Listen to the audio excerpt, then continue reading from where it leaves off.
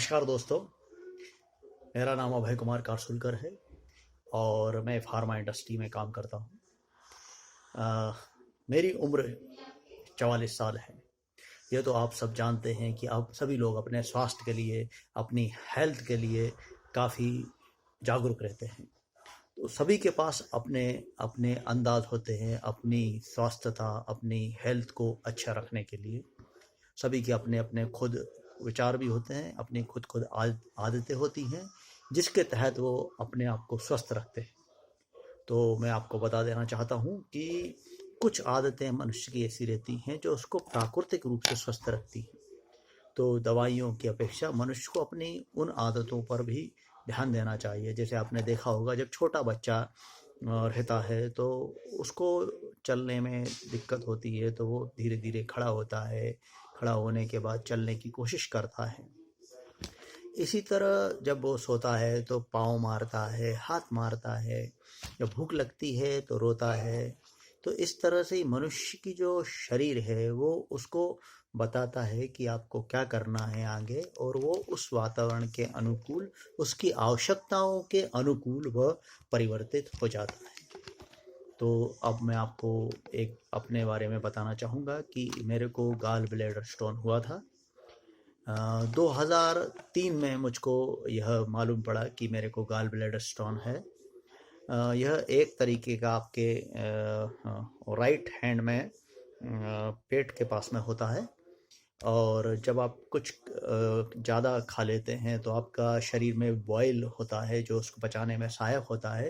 तो ये जो गॉल ब्लैडर होता है ये रिज़र्व की तरह काम करता है। जैसे पेट्रोल में रिज़र्व का काम होता है ना, वैसे ही आपके शरीर में जब बाइल की कमी होती है तो ये स्टॉक में पड़ी हुई बाइल रिलीज़ करता है, जिससे आपका जो खाने का है, जो भी आपने खाया रहता है, उसको पाचन करने में सहायता होती है। तो अभी मैं फिर से आपको बताना चाहूँगा कि जो गॉल ब्लैडर स्टोन है वो मुझे 2003 में हुआ था। तो उसके बाद मैंने डॉक्टर को बताया कि ये मेरे को है। तो डॉक्टर ने बोला यह बहुत ही सिंपल है, आप चाहो तो इसको ऑपरेट करके दूर कर सकते हैं, बट गॉल ब्लैडर स्टोन दूर नहीं होता, आपको पूरा गॉल ही निकालना पड़ेगा। तो उसके बाद मैंने बोला ठीक है, अगर ऐसा है तो फिर मैं घर पे आया तो मेरे पिताजी ने मेरे को बताया कि आप एक काम करो, दूसरे डॉक्टर को भी बताओ ताकि ये पता पड़े कि ये सही है क्या है, कुछ एक नई चीज़। तो मैंने बोला डॉक्टर कभी गलत नहीं बोलते, वो उन्होंने जो बताया सही है, हम लोग ऑपरेट कर सकते हैं। बट मेरे पिताजी ने बोला फिर भी चाहो तो दिखा दो। तो फिर मैं दूसरे लेप्रोस्कोपिक के पास गया, डॉक्टर के पास। तो उसने मेरे को बोला देखो ये गॉल ब्लैडर स्टोन करीब करीब 70-60% लोगों को होता है, तो इसमें कोई इतनी चिंताजनक बात नहीं होती है। ऑपरेशन भी सिंपल ही होता है, अभी तो बहुत नई टेक्नोलॉजीज आ गई हैं। ठीक है, तो उस टाइम मेरा गॉल ब्लैडर की जो वो साइज़ थी, वो साइज़ अराउंड अराउंड 5 mm के आसपास था, और सिंगल एक गॉल ब्लैडर। कई लोगों को कुछ ज़्यादा स्टोन होते हैं गॉल ब्लैडर में, उस सिंगल गॉल ब्लैडर ही होता है। और उसके अंदर जो स्टोन है उसकी क्वांटिटी अलग अलग होती है, कभी कभी किसी को 4-5 होते हैं, किसी को एक होता है सिंगल बड़ा। तो मेरे केस में मेरे को 5 mm का एक गॉल ब्लैडर था।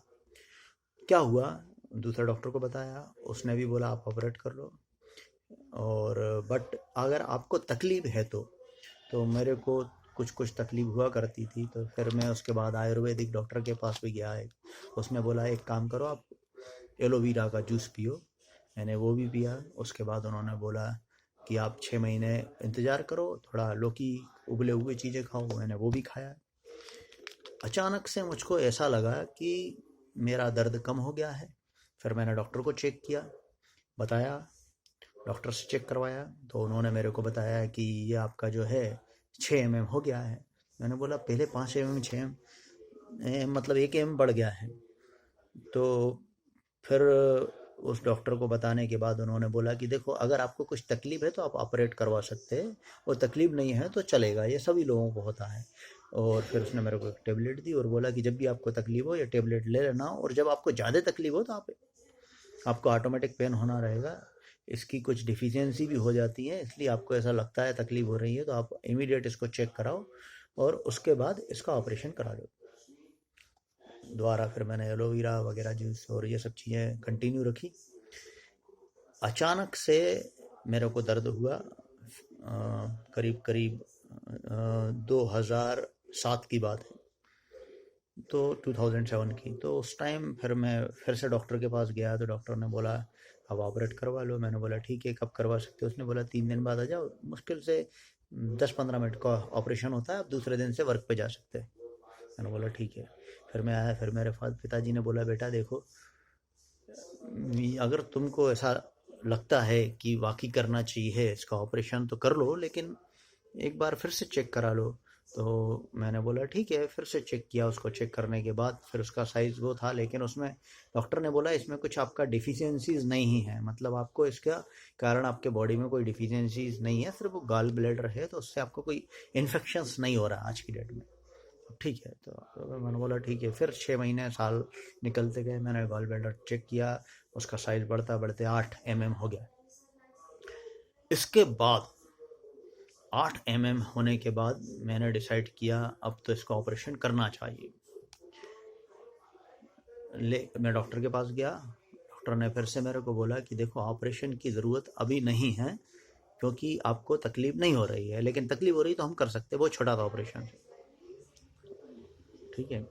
इसके बाद फिर मैंने एलोवेरा का जूस और लौकी का पानी कंटिन्यू रखा अपने साथ में 6 महीने 7 महीने, और हर 6 महीने में चेक करवाता रहा, जैसे मेरे को डॉक्टर ने बोला है। इसका साइज़ बढ़ रहा है कम हो रहा है देखने के लिए।